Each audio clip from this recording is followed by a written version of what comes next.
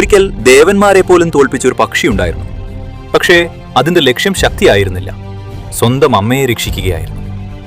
കാലങ്ങൾക്ക് മുൻപ് ഗരുഡൻ ജനിച്ചപ്പോൾ തന്നെ അസാധാരണ ശക്തിയുള്ളവനായിരുന്നു.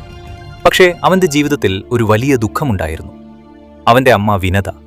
അവൾ അടിമയായി ജീവിക്കുകയായിരുന്നു. വിനത നാഗമാതാവായ കദ്രുവിന്റെ വഞ്ചനയിൽ വീണു. അവൾ ഒരു ദാസിയായി മാറി. ഗരുഡൻ അത് കണ്ടപ്പോൾ അവന്റെ ഹൃദയം ദുഃഖത്താൽ കത്തിയെരിഞ്ഞു. കദ്രു ഒരു നിബന്ധന വെച്ചു: നീ ദേവന്മാരുടെ കൈവശമുള്ള അമൃത് കൊണ്ടുവന്നാൽ നിന്റെ അമ്മയെ വിടാം. ഇത് കേട്ട ഗരുഡൻ ഒരു നിമിഷം പോലും ചിന്തിച്ചില്ല. അവൻ ദേവന്മാരെ നേരിടാൻ തീരുമാനിച്ചു. ഗരുഡൻ ആകാശത്തിലേക്ക് ഉയർന്നു. അവന്റെ ചിറകുകളുടെ ശബ്ദം കേട്ട് ലോകം തന്നെ വിറച്ചു. ദേവന്മാർക്ക് മുന്നറിയിപ്പ് കിട്ടി, ഒരു ഭയങ്കരമായ ശക്തി വരുന്നുവെന്ന്. ആ പക്ഷി ഒരു പാഠം പഠിപ്പിക്കണം. ദേവന്മാർ ഒത്തുകൂടി. അവരെ നയിച്ചത് ദേവേന്ദ്രൻ. യുദ്ധം തുടങ്ങി. വജ്രായുധം വരെ ഉപയോഗിച്ചു. പക്ഷേ ഗരുഡൻ ഒന്നും തന്നെ പേടിച്ചില്ല. അവൻ ദേവന്മാരെ ഓരോന്നായി തോൽപ്പിച്ചു. അവന്റെ വേഗം, അവന്റെ ശക്തി ആർക്കും നേരിടാൻ കഴിഞ്ഞില്ല.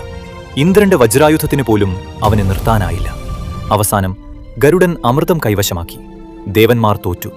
പക്ഷേ ഇവിടെ ഒരു ആശ്ചര്യജനകമായ കാര്യമുണ്ടായിരുന്നു. ഗരുഡൻ അമൃത് നോക്കി. അവനത് കുടിച്ചില്ല. കാരണം അവൻ ശക്തിക്കായി വന്നതല്ല, അമ്മയ്ക്കായി വന്നതാണ്. അപ്പോൾ അവിടെ ഭഗവാൻ നാരായണൻ പ്രത്യക്ഷപ്പെട്ടു. ഭഗവാൻ ഗരുഡനെ നോക്കി പറഞ്ഞു: നീ യഥാർത്ഥ വീരനാണ്. സ്വാർത്ഥതയില്ലാത്ത സ്നേഹം, അതാണ് നിനക്ക് ഏറ്റവും വലിയ ശക്തി. ഗരുഡന്റെ ധീരതയിലും ആത്മാർത്ഥതയിലും പ്രസന്നനായ വിഷ്ണു അവന് അമരത്വം വരദാനമായി നൽകി. കൂടാതെ ഭഗവാന്റെ വാഹനവുമാക്കി ഗരുഡനെ. ഗരുഡൻ അമ്മയെ രക്ഷിച്ചു. പക്ഷേ അവൻ നമുക്കൊരു പാഠം നൽകി.